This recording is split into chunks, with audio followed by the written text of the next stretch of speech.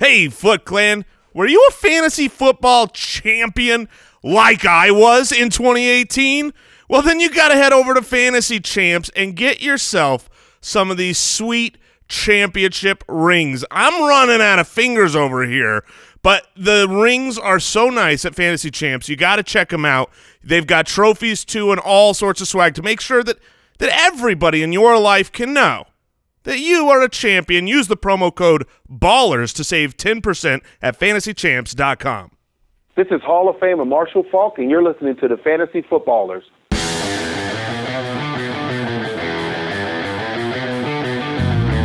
Welcome to the Fantasy Footballers Podcast, coming to you from pristineauction.com studios with your hosts, Andy Holloway, Jason Moore, and Mike Wright. Let's do a show. Okay. We are all present and accounted for. Yes. Jason is regrettably swagging out with his, if you're on YouTube, you can see it, the Foot Clan Untitled Championship t-shirt. I remember when you were the Dynasty League champ, Andy. All the way back to last year? Yeah. Yeah. Not anymore. I mean, that's last year is like forever ago. 2018, and that's still me. Yeah. I don't like that outcome, but here we are. And you're going to wear that shirt out, I have no doubt. Yeah, I haven't taken it off since I got it. You can also get, we did throw up the 2018 nickname shirt on shopballers.com. Did you know that, Jay? I was not aware. You looked very surprised. I'm just making a little transaction. Little note. You go on. I got to pick something up over here. Shop Ballers. The nickname shirt's up. The championship gear is up, so that's shopballers.com. Welcome into the Fantasy Footballers Podcast. Andy, Mike, and Jason back again. Mike, how are you doing? I'm doing delightful. You referred to it as we threw up the shirt, and there was a strange image. Yeah, we did. It was more of an expression. We vomited a beautiful picture right onto the front of your chest. Check it out. Oh, why is it on the That's where it is on the shirt. Goes, you idiot. We didn't vomit on the back. Come on, Mike. It costs more to print on the back and the front. Mm-hmm. That's why we went front. Every day. We charge you double. Every day. We charge you double if we throw up on the front and the back. All right. Goodness. Let's get into the truth. If you're still with us. They're not. I hope you enjoyed. Everyone's gone. Last week's episodes, the truth about the fantasy wide receiver position. We went through the top 10 on the Tuesday show, and from 11 to I don't even know where we ended, but we talked 72. about the details, right? Sometimes you see the fantasy finish, and today we'll look at running backs and how they've finished in fantasy, but then what their consistency was week to week, what you actually had as a fantasy owner on your roster. We'll see how they played against top-level defenses. When you look to next year's strength of schedule, are these guys that are going to break down against the best defenses in the league, or are they kind of workhorses? And we're going to look at all those today at the running back position, and I'm excited because these episodes are important. We want to set the table for victory next year. Yeah, he's a good friend. Yeah, dear friend. In years Great past. dinner guest. Mr. Vic. Oh. Vic Torrey. That was not good. But, in years past. There Brooks. you go. Oh, Brooks. you got to weigh don't in. even pull him. Move on. No, he's shaking his head no. No, bro, of course not. Mike, you got to know by now.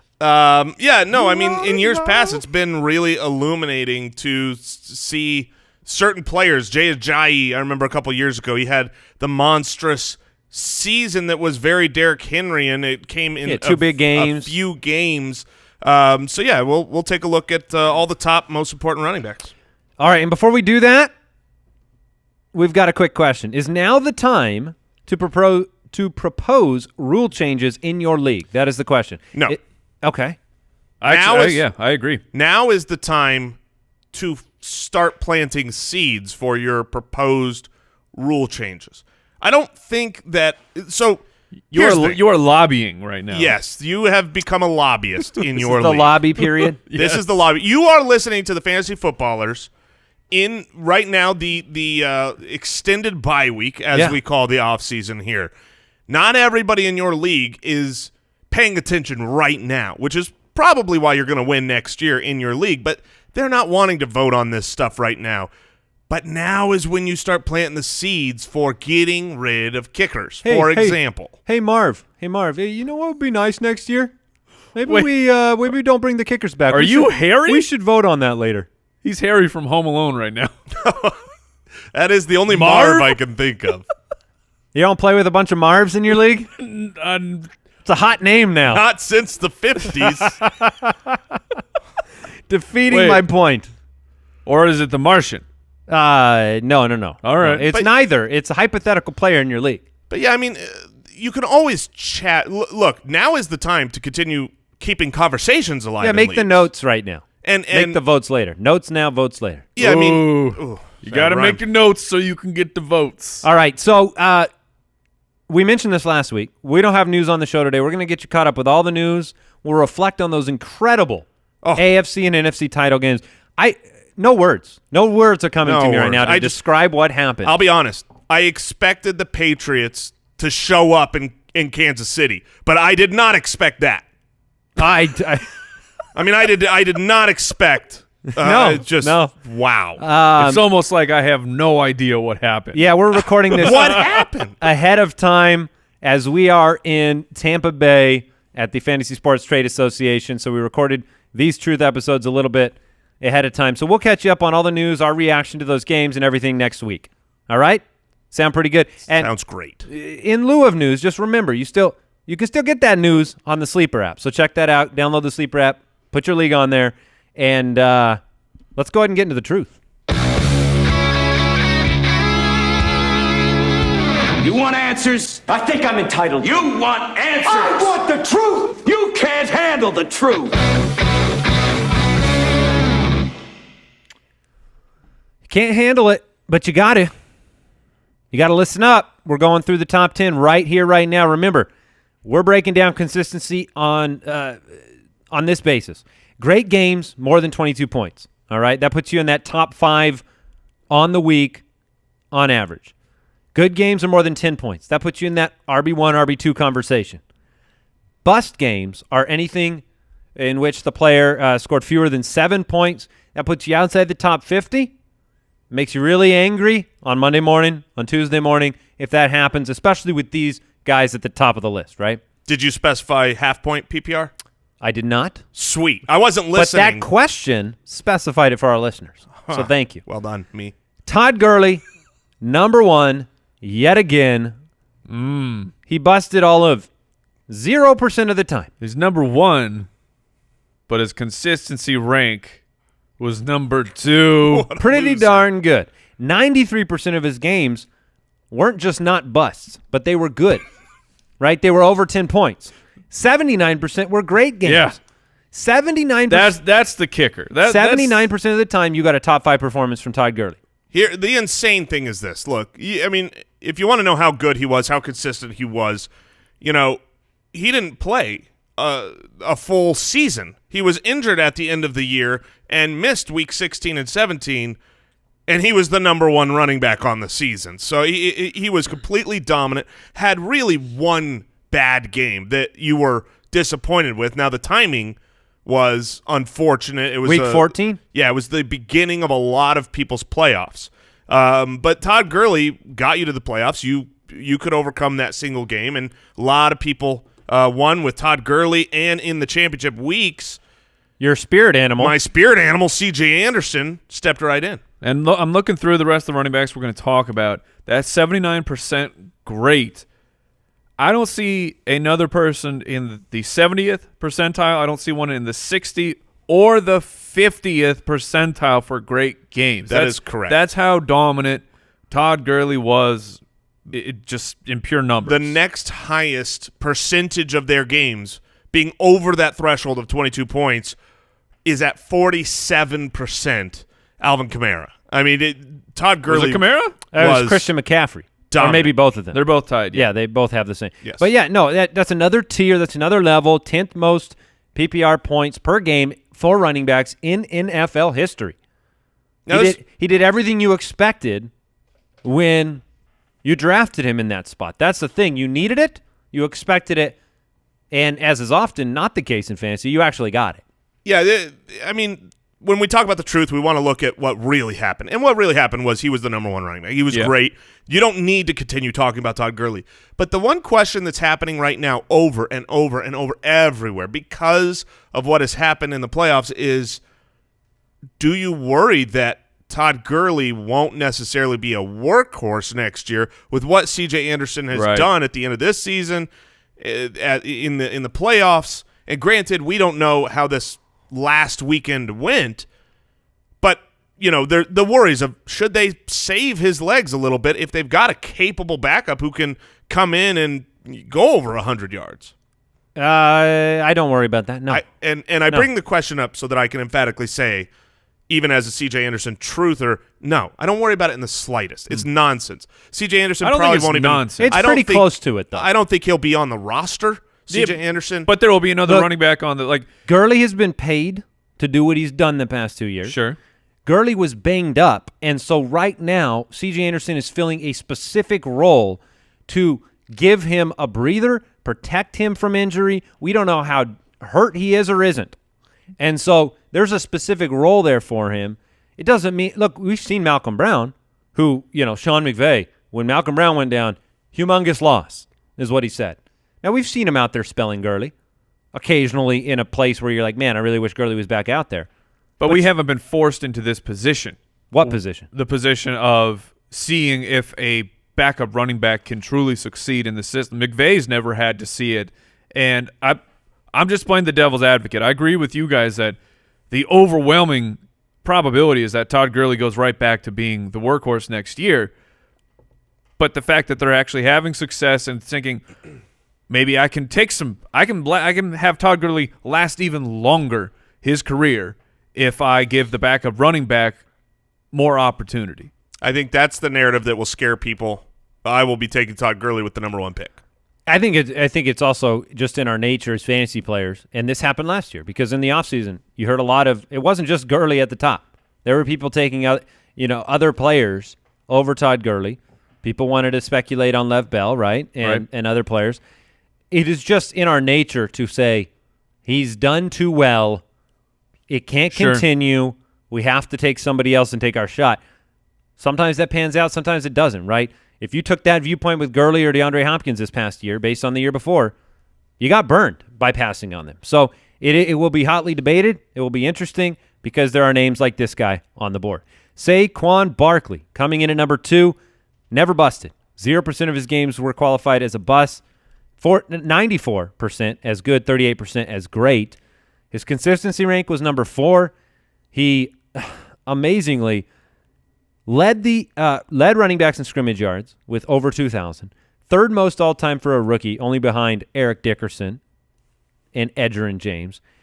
This was everything you would have kind of hoped for and printed in the template for Saquon to be the next, Ezekiel Elliott out of the draft. And what's impressive to me about a season with over 1,300 rushing yards, 11 touchdowns, 91 receptions. Yeah, that's nice. Was just how much they could lean on him, how durable he proved to be, and then how bad his team was. Yeah, right? that's terrible offensive line, amazing player. That is where the needle is still pointing up. The truth about Saquon Barkley is he overcame a bad offensive line. He overcame a bad quarterback for at least half the season. He overcame Odell Beckham Jr. at times. Being on a bad team. I mean, especially the first half of the year.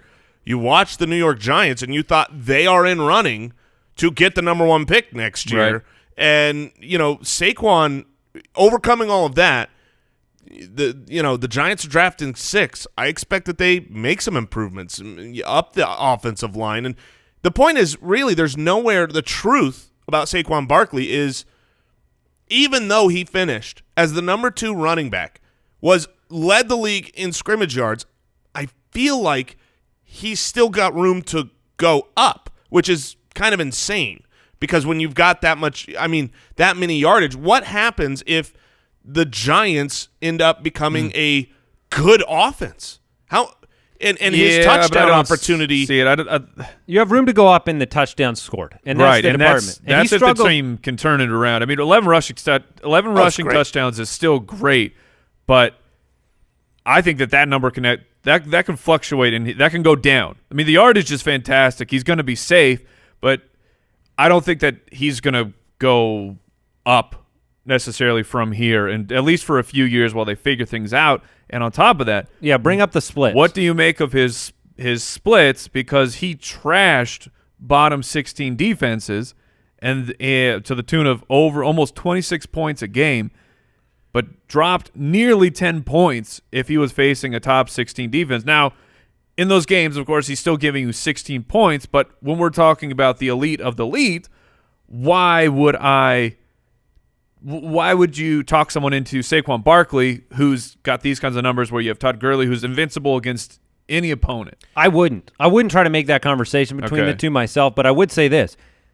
16.39 points per game against top defenses with the bad offensive line is still impressive. What you saw, what Jason said, room to go up, you saw it against the bottom 16 defenses. Exactly. You saw 26 points a game when the offensive line could do enough against a bad defense to give him any opportunity to be what he is. I'm guessing that confidence that they'll improve, though. Yes, and I'm guessing that the bad defenses coincide with the games that they were actually able to win and be in a leading position. And that's what I'm talking about with Saquon is like. But Mike's right. It could take years. It could take a couple of years to build that. Yeah, it could. But any of us taking him over Gurley? No, not over Gurley. I'm not. No. Yeah, I'm not as well. All right. In the meantime, you said, were you going to close out a little Saquon I'm saying note? in the meantime, even if it takes years for the Giants to get much better, in the meantime, we're fine with how he was. The 91 receptions, it keeps things on track. All right. Here's a player with 100% of his games qualified as good games. Number one in consistency. Number one most consistent running back, Christian McCaffrey.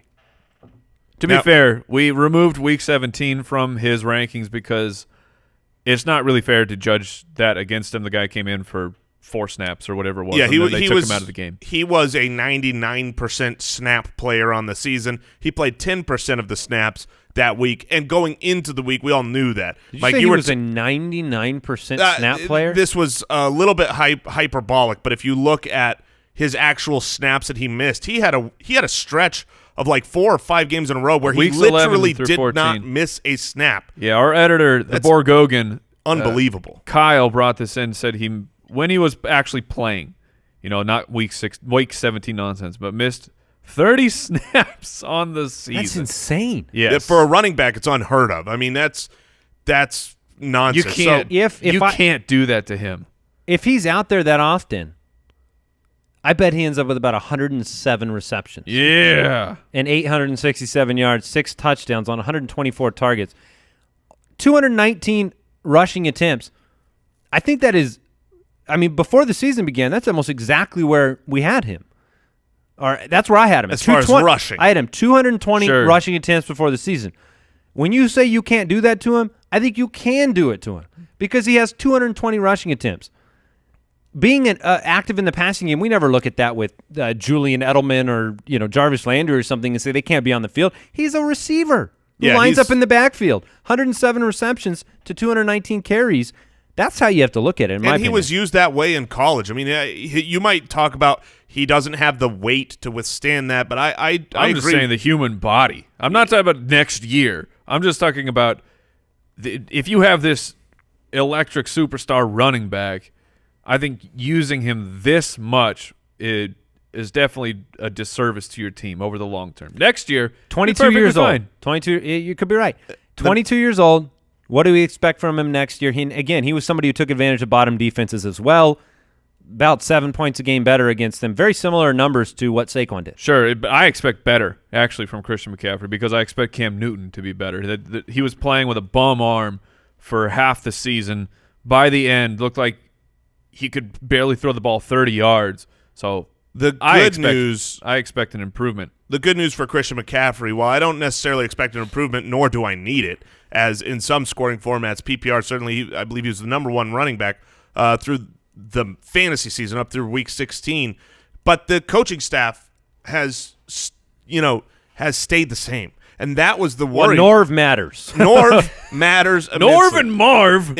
You see? If Norv Turner was not the offensive coordinator, I believe you mean Marv Turner. I would be freaking out about Christian McCaffrey's utilization and his ability to be on the field for all of the snaps. But with Norv, He's safe next year. Well, and that's what you called before the season. You said, Norv, with all the C.J. Anderson hype, who you love C.J. Anderson.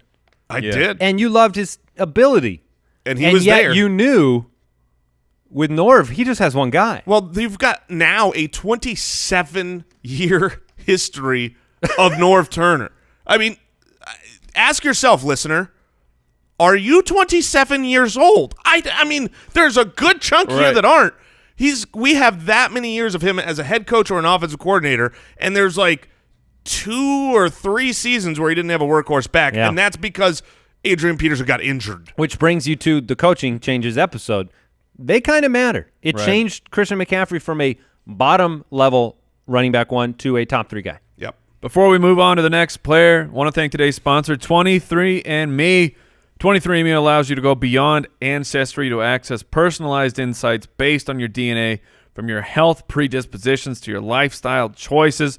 Reports like lactose intolerance, caffeine consumption, genetic weight report provides you unique to you insights on which healthy habits likely have the biggest impact on your weight based on your genetics. Or you can look at the muscle composition report like me. I got it. I checked it out. They say this guy could have peak athlete muscles. This is not a joke. My good friend here, Jason. I can verify. They don't get a picture of you then. No, they don't. They know. Well, they got a snapshot of my DNA. It's a little better. And they're like, this guy's got the muscles. We know he does.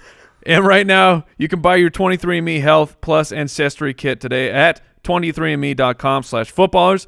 That's the number 23andme.com/footballers. 23andme.com/footballers. All right, let's move on to number 4 on our list. Oh! It's Alvin Kamara. Super Camario. I don't know if there's a player that I've seen more mixed feelings about. Now, for a guy who finished number 4 overall, who played in 7% of his games, he busted. So that was basically one game, and then he was good for the rest. Well, here great in 47%, which was the second most. The problem with Alvin Kamara is his great games. The vast majority of them were those first 4 weeks when Mark Ingram was gone. And when you drafted him, you went, holy crap, I have the best running back in fantasy football. I'm going right to the championship week. I mean, 4 games. That's 25% of your season. You're feeling real good. 38, 15, 27, 39. You're feeling really, really good about what you got. And then Mark Ingram comes back, and you have a very good fantasy running back. You don't have the player you thought you did. Yeah, I mean, it's exactly right, and that's what we need to discuss in the Truth series is Alvin Kamara really the number 1 type of running back? Because over those first 4 weeks when Mark Ingram wasn't there, Alvin Kamara was the number 1 running back, and he wasn't slightly the number 1. Number 2 was Todd Gurley, 5 points fewer per game. That's ridiculous. Alvin Kamara was averaging 28.7 fantasy points during that stretch. That's just unbelievable. After that, if you look at weeks 5 through the rest of the year, when Mark Ingram was back, he went from 28.7 points per game to 17.6, which is good. Yes. That he was the number 5 running back over that stretch. But do you have those numbers going to week 7? Like not starting until week 7? Yeah, not starting week 5, because I get it. What happened week 5, if you don't recall, that was the week that Mark Ingram came back. Alvin Kamara was on the injury report, and the team gave everything to Mark Ingram. So I'm okay taking that one away. So if you start in week 7, he was 18.8 fantasy points so a game. It goes up. It goes up. Here's the thing. We can't talk too bad about him. No. During that stretch, 18.8, that's the third running back in fantasy. Let's break down, because I don't think any of us would take Kamara over Zeke next year, for example, who's lower on the list. No. But Mark Ingram, for all intents and purposes, I don't expect him back in New Orleans.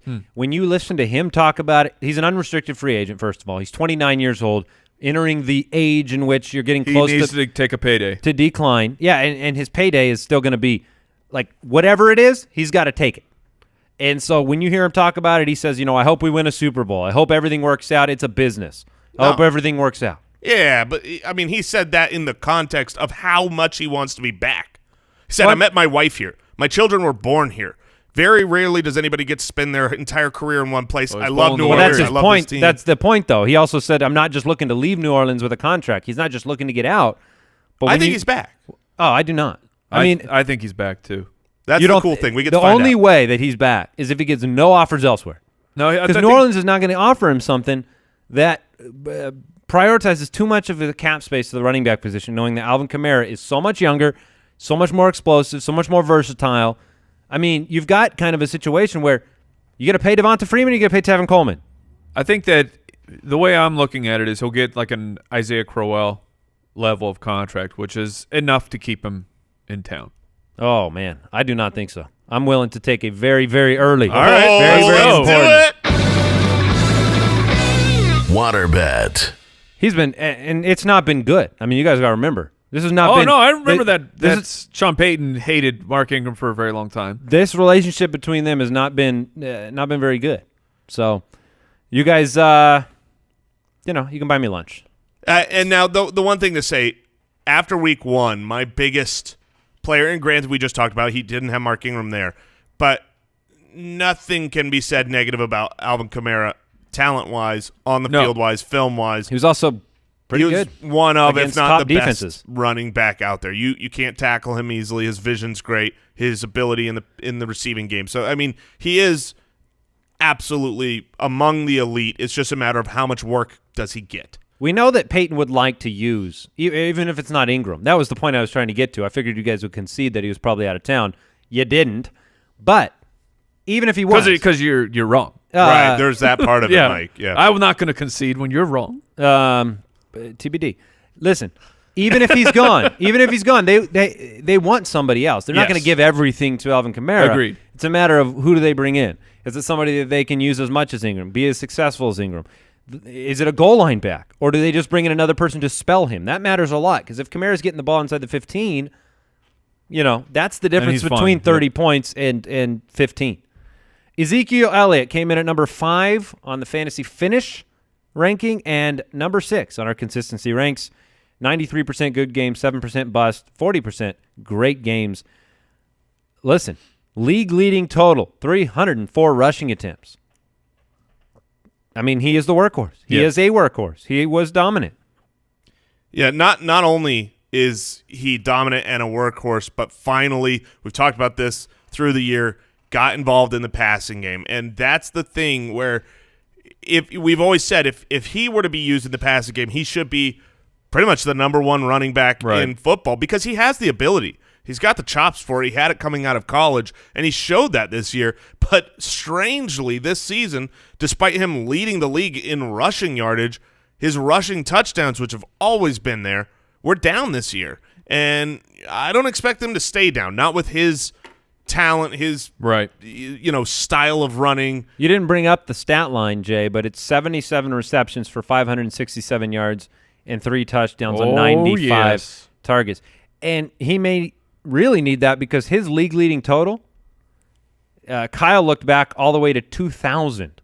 The 304 rushing attempts by the league leader, that's the lowest total since that date. So you are seeing a decline of, the 350 runner, the 340 attempt runner. You're seeing a huge uptick in the passing game for running backs. But Zeke Elliott, since being in the league, has averaged the most yards per game at the position. So, he didn't play a full season, rookie or sophomore year, but in those games, he averaged the most rushing yards.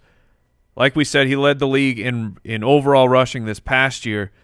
But those rushing touchdowns Jason was talking about, his rookie year, 15 touchdowns.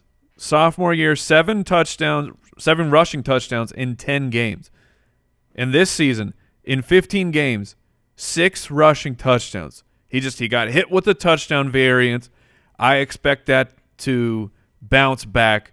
The big question is just, is he going to hit at least 60 receptions next year? Oh, certainly. And I think that he will. He has as good of a chance as any to be number 1. Which makes him elite with the possibility of being a number 1 running back. Yeah, when we talk about the truth of how did the season play out, awesome. He had 77 receptions, 95 targets. Those are great numbers. But look at what happened when the bye week came in week 8 and how they used him after that versus beforehand. You saw the Dallas offense change. When did they get Cooper? Then. That was week 9. So when they got Cooper and the offense changed a little bit, that pace and that's the whole second half of the season, he was on pace for 104 receptions, not just targets, but actual. He had 11 fewer touchdowns on the ground than Todd Gurley did. Yeah. That's a variance that should change. He has as good a chance of being number one. Like, if you have to handicap, like if Vegas was handicapping number one fantasy rusher next year, outside of Gurley, I'd put him at 2. You'd put Zeke at 2. I would put Zeke at 2. Yeah. Let's talk about a more interesting debate here. We all know Zeke's great. You should draft him. Yeah. James Conner at number 6, consistency rank of 8. The reason I'm so excited to talk about, so scared to talk about James Conner, who, by the way, 0 bust games when he was starting, 77% good, 38% great.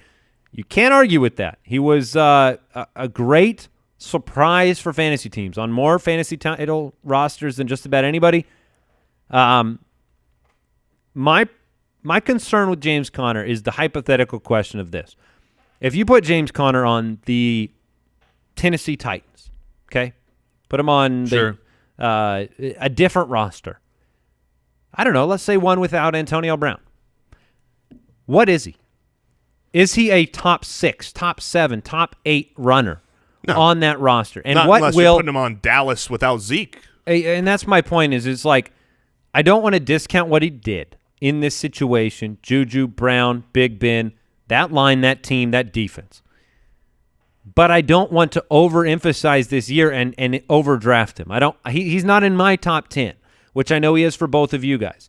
So you project a very rosy future for maybe where Pittsburgh goes. I have a little bit of a more bleak outlook on what's happening in Pittsburgh right now, losing Lev, likely losing Antonio, and some of the tumult in the locker room making me think this is a team that could struggle for a couple years. Yeah, my top 10 ranking when we put out our top 10 and James Conner was in it, that was before the Antonio Brown information of it looks like he's not going to be there. Now, if Antonio Brown leaves, and that will probably change the entirety of the offense, and I'll adjust my rankings accordingly. But someone could say that he'd be better. And I would say no, because the reason James Conner is great for fantasy, the reason why he had 77% of his games this season as good fantasy games for you is because not of him, but because of the team, the line, the offense, the coach. That combination over the last several years has proven it. I mean, the whole running backs don't matter. D'Angelo Williams was fine. Jalen Samuels, the third string rookie tight end who was drafted, was a phenomenal fantasy asset. That's what I'm drafting. Look, Damian Williams isn't good. I know we'll have all sorts of fights and debates over that. But the role of being the starting running back for the Kansas City Chiefs and Andy Reid is one you want because it's fantastic. That's what I'm drafting here. In fact, when I first made my top 10 list, I didn't put James Conner in there. I said Pittsburgh running back. That's who I put in as, my top guy. Yeah. Now, if Antonio Brown leaves, that changes things. We have not seen an Antonio Brownless Pittsburgh offense in a while. Mike, what do you think about Conner? Because, look, you can have a wide range of opinions based on circumstance. What about the player? What is the truth about him in your mind?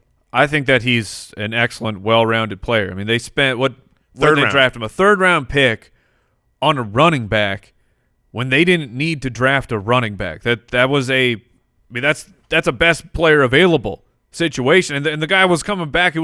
He's a cancer survivor, and they spent a third-round pick on him. That to me says that the team is fully invested in the player. Also knowing that the possibility that Le'Veon Bell is going to be leaving the team. I'm with Jason. I want Pittsburgh running back, and James Conner has the skill set. We saw it with the 55 receptions. 55! I'll take care of it. Oh! I'll handle it. You didn't give me any window there, Mike. Because I kind of stumbled into it. I didn't.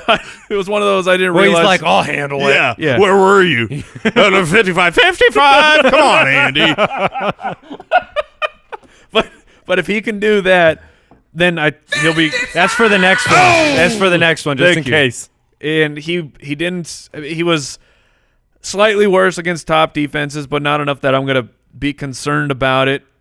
He'll be so interesting in next year's drafts. I will be perfectly happy taking James Conner as a running back one. I agree. If Antonio Brown's not on this team, maybe the offense isn't as powerful, but I think that Big Ben will find a way. Pittsburgh has found a way without Antonio Brown being the number one guy with Big Ben. Like, it was Hines Ward, and then it was Mike Wallace. Like, Juju can step up, in my opinion, and fill most of the offensive gap from Antonio Brown, at least for fantasy purposes. Only Ezekiel Elliott had more games over 180 yards from scrimmage than James Conner did.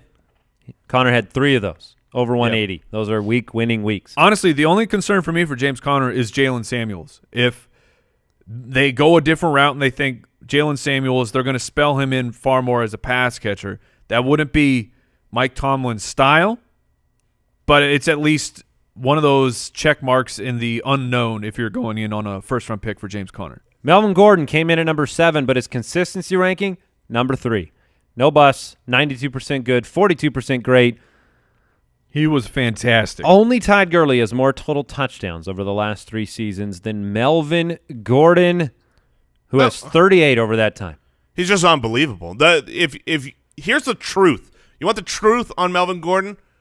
If he's healthy and active, he's one of the best 3 running backs in fantasy football. What you have to worry about is his health. That's the healthy and active part? Yes, the healthy and active part, because he's missed. When he's a healthy inactive, that's even worse. That's not good. You don't want to be a healthy scratch. But Melvin Gordon has just been unbelievable, but he hasn't been able to play 16. He hasn't been able to stay healthy, and so you have to say, is this a problem with him? Is he not able to, take that kind of load that he's been given, or is it just, look, everybody gets injured from time to time.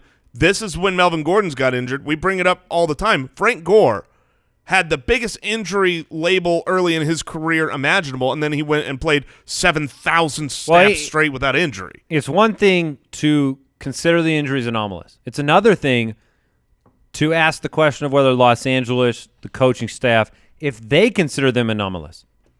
Because if they're not, then they need to spell him. They need to give him more rest. He can't be the same workload guy. Right. The first 6 weeks, 23, 27, 15, 27, 20, 34. He's a beast. Balled out, but then he went down. And so that's the question that I have, the only question I have. Now, I think Los Angeles has another peak season in them with Phillip Rivers, Keenan Allen, Mike Williams, Melvin Gordon, a great defense, a good O-line. I think you're going to see a little repeat next year. That's my projection for this team. So the truth about Gordon, put him out there. Yeah, I want Gordon. He was my number 2 running back when I made my initial rankings, because I don't think people realize how dominant he was when he was in. They're so recency biased by the injuries and the lull at the very end of the season that they don't realize, Mike, you had him this season. You experienced the difference that he made over – you were given trade offers of like Joe Mixon and other good running backs that just sounds really good, but then you look at what an advantage he gave you. For the first part of the season until the weird inactive over in the London game, and then you saw a little bit of a downtick, but he was a Todd Gurley level advantage for your fantasy football team. What will be interesting for Melvin Gordon over this offseason, do they extend him? That's what I want to see. Are the Chargers committed to Melvin Gordon? Like on one of those racks, like try to make him taller? Sure. You need to stretch more. That's your problem. He's in his 5th-year option.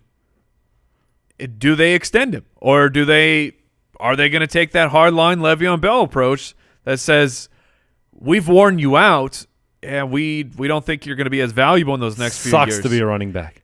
Do not become a running back in the NFL. I'm not going to now. Yeah, that's the only reason? That's my only reason. I was pondering. Believe it or not, number 8 is a name you probably didn't expect, but James White was the number 8 running back in half-point per reception leagues. This is the James White who in week 1 of the NFL playoffs just put up a 15-reception game because out of nowhere, James White becomes the center of the offense from time to time. Week 5, has no one 10 broken receptions. down game film of the Patriots in the playoffs? They're going to throw the ball to James White. Well, just Sweet look at what he mercy. did against Kansas City this last week. Oh, what a day.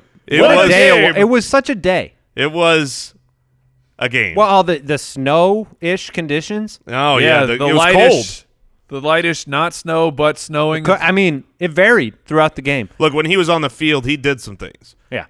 Listen, James White, 16 games. It's very rare that a player would finish number 8 with 94 rushing attempts at the running back position. But that's what James White did because he had 87 receptions, 751 receiving yards, and more than that, a total of 12 touchdowns. 7 through the air, 5 on the ground. That's the really surprising part. And while he is used in a great way by Belichick, by Brady in the passing game, I don't think you can bank on this because if you look at the truth of when his numbers came, he was thrust into the role that was necessary because of certain pieces of time where it was like, okay, there was no Edelman, we need him. Oh, now Burkhead's gone, we need him. And then when everybody was kind of healthy and in there, those were when and then Sony also went out for missed some time. And so that was when his down games came. If they used him as they did when he was, just looking, if you literally just look at the snap percentages, use him the way that they used him when they needed him, he'd be great. He'd be this good. They just plain don't need to do that. And the thing is when you look at him at number 8 now, Gurley, 0% of the time he busted. Saquon, 0. McCaffrey, 0. Kamara, 7%. Zeke, 7%. Connor, 0. Gordon, 0. James White's up at 20%, 19%. Yeah. And you had games where, you were surprised. You were excited. Week 4, 27 points. Week 14, 3 points. Week 15, 6.2 points. So week 10, 5 points. So when you only have 94 rushing attempts, you're going to see variance. You're going to see issues. And when you don't have a guy that's considered by many to be a frontline guy, I just don't know how do people feel about James White this year? Were they excited or did they feel like he was a guy that every time he popped, you tried to throw him in and then you weren't sure what you were going to get? There was a period of time when he was dominant where I was trying to trade for him because he looked as secure as it came. All the way up until week 9, he was just an integral piece to that offense. But I think looking back, people aren't that excited because he really fell off once everybody got healthy. And I think that's where it's going to hurt. Sony's going to go way higher than him, right? Yes. Yeah, and he should. I think what the problem was for James White was you became secure in using him, and then week 10 hit, you saw the points fall off a cliff, and it was, okay, it's just one game. Another mediocre game, 2 more mediocre games. So that's what people will remember. But what I think you should remember is that James White's going to be a great value. Yes. To me. He will be a great value, especially in any kind of PPR league where he's going to be late. He's going to be a late draft pick despite being the number 8 running back. And his situation with his contract, he will be back. He's like a Theo Riddick. Theo Riddick was never drafted. Nobody wants to grab Theo Riddick over the last few years. Every year he's a value. Rich man's Theo Riddick, though. But it's like when you're drafting a lot of times what happens is you get your first running back, you get your second running back, and then you start swinging for the fences. You take those 3rd, 4th, 5th running backs in your draft, and what you're doing is you're trying to find the guy that, man, if he gets the role, if he gets the job, he's going to be unbelievable. Grab a guy like James White already has the job as your 4th running back, because if you need to plug him in for injuries, for bye weeks, for things like that, in a PPR league, he's going to be fine. That's how I feel about James White. Joe Mixon, number 9. Consistency rank, number 10. This was a good year from a guy in a bad position on a bad team. 237 rushing attempts, 1,168 yards, 8 touchdowns on the ground, another 43 receptions, and a touchdown on 55 targets. He missed a couple games. He only busted 7% of the time, and he was good 71% of the time. This was a really good year for Joe Mixon. You saw all the talent on display. You saw a team commit to him. They're making a transition from Marv. Oh, hey. Yeah. Oh, touche. Marvin that is a Lewis. Good point. Touche.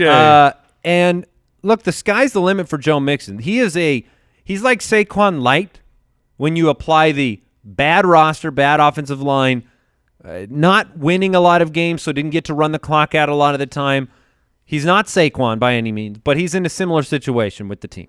Yeah, while Andy Dalton was there up through week 12, Joe Mixon was the running back 12. So he was a running back 1, and I think their offense gets better this year. I think they needed to get rid of Marv. And, what we saw in college coming into last season, his rookie year, there was so much hype around Joe Mixon's talent. You just didn't see it last year. You really didn't. And, this year it was like, okay, he is who everybody thought he was, and I think he's going to be a really safe pick next year. Well, and he averaged the third most rushing yards per game of any running back, 83.4 yards per game. I think that this is kind of probably where he belongs next year.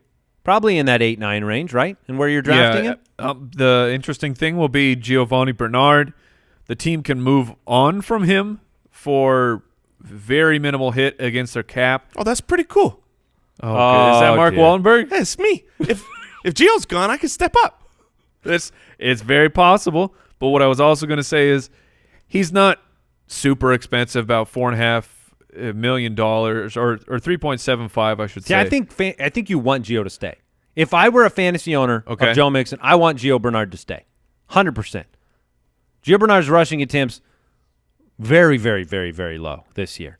He had 2 games where Mixon missed, and he was at 15 and 12. But in the games he played, 2, 1, 5, what 3, are his receptions 0. looking like? Receptions in the first 4 games, 2 a game. But he had a 6, he had a 1, he had a 4. That would be the area that you would say maybe Mixon would benefit from somebody that's, Mark Walton. Yeah. Hey, it's me. That's what I think. So I guess either way, Mixon's a workhorse, right? With a new coaching staff in place there, that's where I'd rather Gio be gone. Because when they get into training camp and they go, hey, Gio's actually a really good player, because he is, they might want to use him more. If it's just Mark Waltenberg and another rookie that they pick up, then that's going to be far more difficult. I don't know if I agree with that, but it's good. All the guy did was be named Mark Walton. Like this poor guy. What do you mean, poor guy?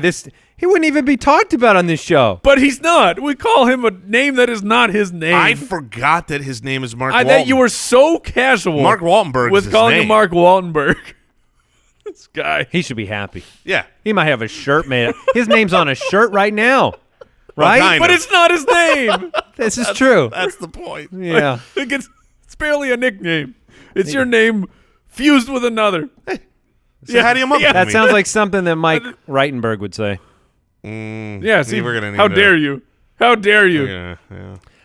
David Johnson, number 10. I'm getting David the soundboard Johnson. up. Brooks, put it on. I need What a did soundboard. you want? Did you want bad joke? Oh, I wanted a bad You joke needed drop. something. You needed a punt. Thank No. you. Oh, that's all right. David Johnson. Now, he finished in the top 10. Does he deserve a little praise? A little melodic praise? No. All right. No. Number 11 on consistency. Here was the kicker with David Johnson. Only 6%, a.k.a. 1, of his games in the great category. Only one big-time week. That was week 10, 33.8 points. He only busted 6% of the time. So he had one bust game, one great game, and everything else was somewhere between mediocre and good. We need to go all the way down to running back 19 on the season to find someone with only a 6% great game finish. Yeah, and that's why people feel like he was a bust. Because they never... Because he was. Even though relative he finished to draft position? as the number 10 running back, the way he was utilized was just trash. Yes. Never having any kind of great games, never winning you any weeks. And you drafted a guy to be... when you're drafting that high, you need a guy that's going to come in and throw 30 points down on your opponent over and over and over through the year. That wasn't what you got with David Johnson.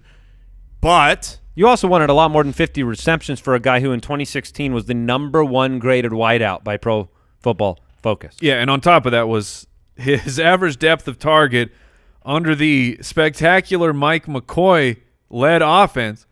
His ADOT was 0.8 yards. ADOT being average depth of target. And then that magic year for him in 2016, he led all running backs with a 4.7 average depth of target. 0.8 is not going to get the job done.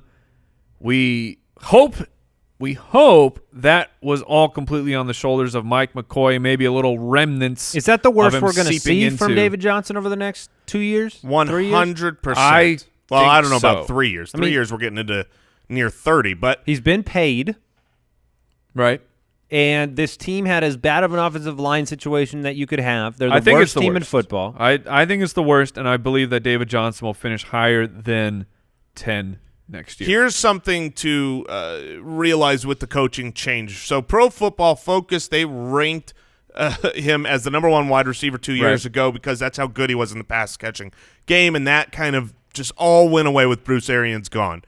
Cliff Kingsbury, the new running backs the new head coach brought in, here's something that Pro Football Focus pointed out. Since 2014, Cliff Kingsbury's running backs have received 372 targets. That's the 6th most in the NCAA. They've caught 293 passes, the 6th most, for 2,551 receiving yards, the 5th most, and 88 first downs gained.